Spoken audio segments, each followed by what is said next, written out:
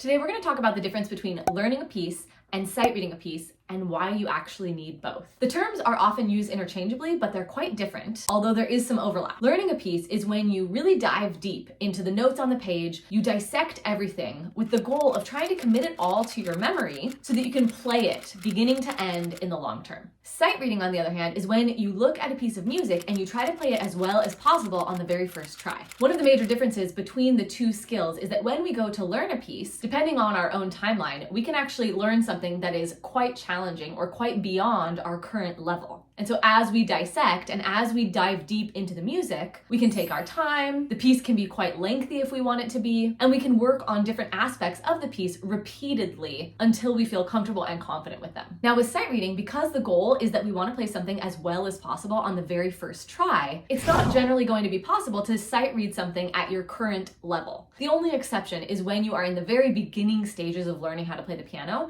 and you might be working on pieces that are very simple. But once you get beyond that beginner stage, sight reading is actually a practice. It's something that you can incorporate into your regular routine in addition to learning pieces. And when we practice sight reading, we generally want to practice sight reading at a level that's far below the level of the pieces that we are trying to learn long term. When we want to sight read something, when we want to play it really well on that first try, we go through something called the process. And I talk in depth about what the process is in one of my other videos, and so I'll link that in the description. And in that video, I take you through exactly what steps to go through so that you can incorporate sight reading into your regular practice routine for just a few minutes each day, and so that you can reach that goal of being able to play something as accurately and well as possible on that very first playthrough. Now, the cool part, and where there is overlap, is when we take a detailed look at the process that we go through for sight reading, it's actually very similar to the process that we go through learning a piece. It's just that the two activities have separate timelines. So when we are trying to sight read a piece, we're often going to dive deep. And before we start to play, we're going to take a look at the time signature, the key signature. We might clap and count some rhythms.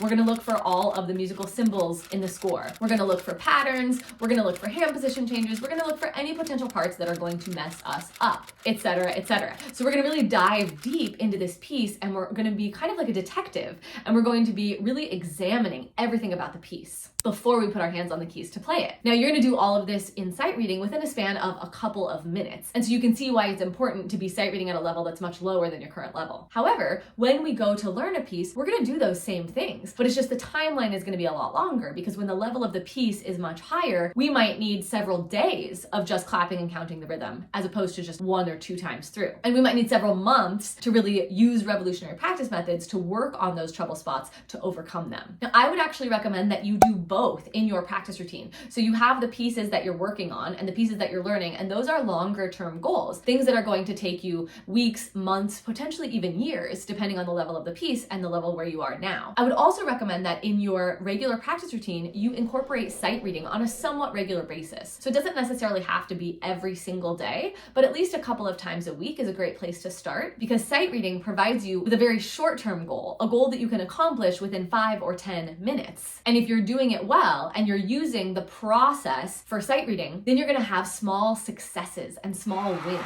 and you're going to be able to play through pieces pretty fluidly on the very first try. And so being able to do that in your practice routine regularly is not only a huge confidence boost, it helps you realize on a regular basis that it is possible to do that. And so it can kind of help you stay in it for the long haul with those other pieces that are more long term, where sometimes those successes or those wins can feel more scattered or not as regular. So I often recommend that people sight read one tiny little piece a couple times a week, and I have 2 books that I recommend for sight reading. One of them is the Keith Snell series. This series is really great for people that are more advanced, and I will link a video that I did in the description where I review the entire series and give you more of a sense of like what's inside every single book and what level they really are. And then if you've never practiced sight reading or you're new to this concept, I would recommend Helen Marlay's Sight Reading and Rhythm Every Single Day, and I also did an entire video on that, so I'll link that in the description. And these books are not expensive, and they're great because they are split up by practice session. So it gives you a very short example of something to do rhythmically and something to sight read every single day. She also has a lot of tips on how to sight read and takes you through in a more instructional way, whereas the Keith Snell books are really more just like, here's a book with some sight reading examples, go forth and practice.